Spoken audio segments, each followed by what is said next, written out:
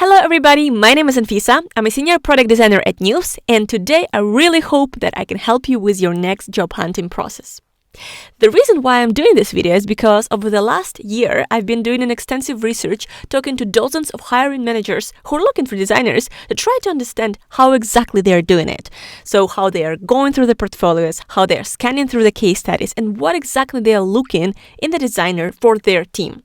I've been doing this research in the effort to build a new masterclass called Into UX Jobs, helping designers succeeding at the job hunting process, but I already conducted that masterclass with the ADP list, and I'm planning to shoot an online course for anybody who's currently struggling with the job hunting process. So if you're interested in that online course, which should be affordable for everyone, you should sign up with the link under this video, and you will be notified when this course is out, and also you will get a nice discount on the launch. Yay! So let's dive into the video. I'm gonna still share with you those most important key notes that you should keep in mind when you're creating your case study. Let's do it. Let's get started from the couple of quotes from the hiring managers that have been on the market for a while. By the way, you can also find the link to this study in the show notes. But back to the quotes, the first design manager is saying that they usually would have a quick scan, and only if the case study looks interesting, they will try to read it more thoroughly. The second design manager says that they would only read 1 out of 50 case studies. So just imagine you only have 1 out of 50 chances that your case study will be read. Another design lead would say that in the initial stages of screening, they would not usually read things. They would have more of a scan. And the final design manager says that they would usually start from the results, and only then, if it looks interesting, they will go back and try to understand the designer thinking process. So if you try to conclude from all of those quotes, you can clearly see a couple of the trends. Firstly, they would usually have a quick scan. They will not thoroughly read most of the case studies. And also the first impression is very important. You want to show them the results, and you want to hook their attention with an interesting and intriguing project that will make them want to read more about it. Alright, so here is the high-level perspective, and we will try to keep these 3 points when we'll try to decode what it means to create a case study that is engaging. Alright? And now the key problem that I keep seeing in the market over and over again, even in the senior design portfolios, is that designers create a report-like case studies and not the storytelling case studies. And the problem with the report-like case studies is that they are neither engaging or effective. Usually hiring managers are just seeing over and over again those cookie-cutter portfolios with the same processes that prioritizing personas, user journeys, and maybe user stories, just like you're checking the boxes, but that again creates this repetitiveness that design managers just do not want to read again and again and again, you know? And so my point is that you should try to create a story rather than talk about your process and focus on reporting what you have done. Following the Pareto principle, we can actually say that focusing on the story will get you 80% of the results, and efficiency in making your case study be actually read with only 20% of the effort. Whereas if you focus on the process, you will spend a lot of time trying to document that process, and you will only get 20% of the results. Now, in today's video, I'm gonna share with you the storytelling arc technique that I've been using for a while and that has been very successful in my practice, and I really hope it could be also useful for you. And the idea behind the storytelling arc is that it's a very common technique used in the media space or cinematography or even literature. And the idea behind it is that every story is broken down into 3 stages. Usually it's the beginning, middle, and the end. But in our case, for the case study, we will actually replace it with setting up the context, then telling the story, and then sharing the result. Let's go through each of those stages one by one. And of course, we will start from the context. And just like I said in the beginning, it is very important to hook the hiring managers to want them to read your case studies. So we keep in mind that design managers first judge how nice and only then judge how wise, alright? First nice, then wise. And talking about the hook, every single story starts from the preview. So in the literature, maybe we talk about judging book by its cover. In a cinematography, we're talking about the poster. And in a case study, we're talking about the thumbnail. So my first tip here is that when you're creating a thumbnail, you want to make it look a little bit dribble shot-likey that hooks an attention. As we check the box with a thumbnail, then we read a story title. And when it comes to story title, it should be an engaging one as well. And I usually recommend you to create a title that is not just like something abstract with the names that don't mean anything, like order a bungo bango or something. When it comes to the title, you want to make it as tangible and interesting, intriguing as possible. So I would usually recommend creating titles around 3 pieces of information. First, subject. Second, impact. And third, what the challenge is. So the example from one of my case studies says, redesigning point-of-sale user experience for 1.2 daily active waiters. In this case, we have a subject, point of sale for waiters. The impact is 1.2 million DAO users, daily active users. And the challenge here is that so many daily users mean that they have strong habits. So the goal is to improve user experience, but to not break those habits.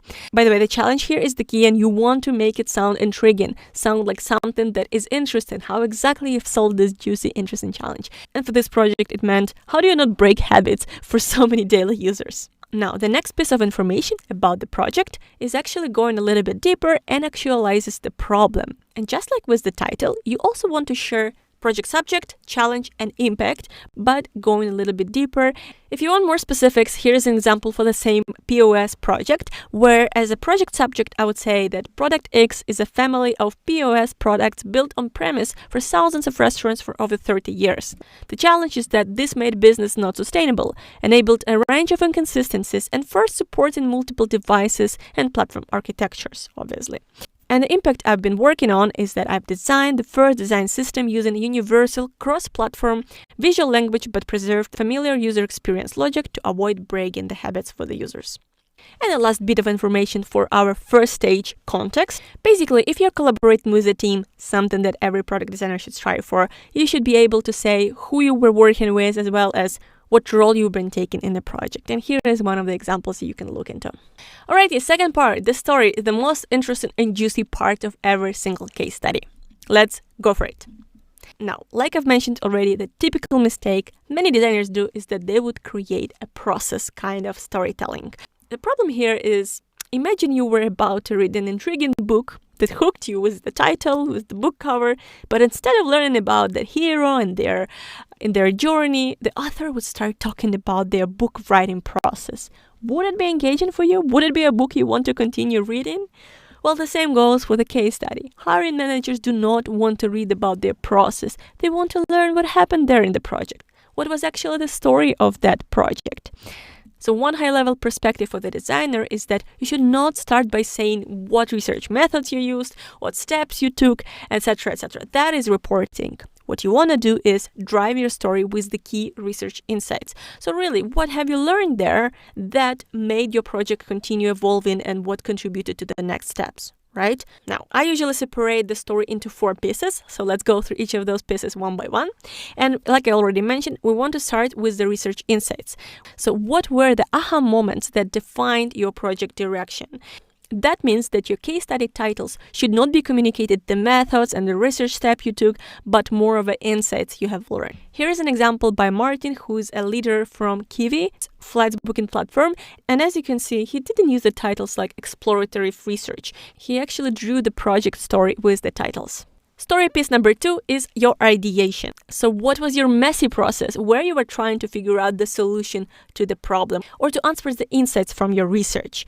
So typically here you want to show any sketches, any whiteboarding challenges, or even miro boards with your sticky notes where you were looking for ideas. And since this process is usually messy and never beautiful, like pixel perfect, you actually want to make it look authentic. So my tip here is don't make it look like you were drawing for an exhibition. Show your real whiteboarding sketches.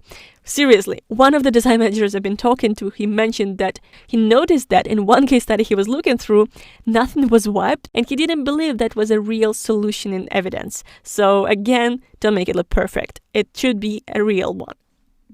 Now, the design stage is an apogee of our story, and typically here I like to mention 3 components as well.